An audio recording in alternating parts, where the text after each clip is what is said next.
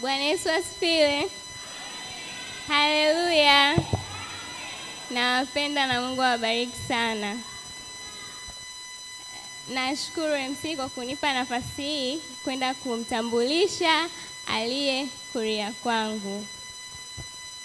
Aliye kulia kwangu ni kijana ambaye Mungu amenipatia. Mimi namuita ni zawadi yangu kutoka mbinguni.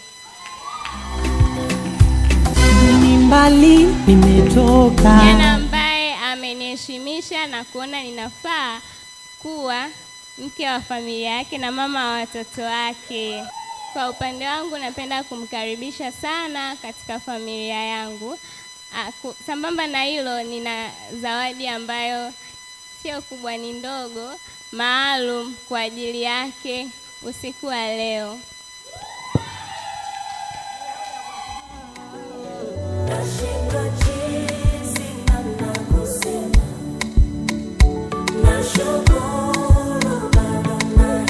Vigelegele.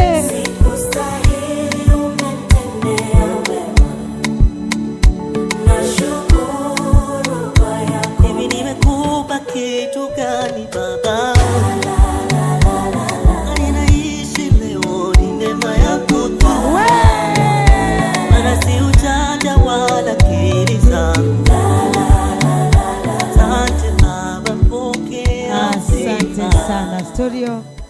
Kwa kawaida kama tungekuwa tulishamaliza ratiba fulani, maana yake ningewaruhusu moja kwa moja kabla. Yatenda kwangu ni mengi, shuhuda zako hazielezeki. Umefanya hili, umefanya lile, Vigelegele.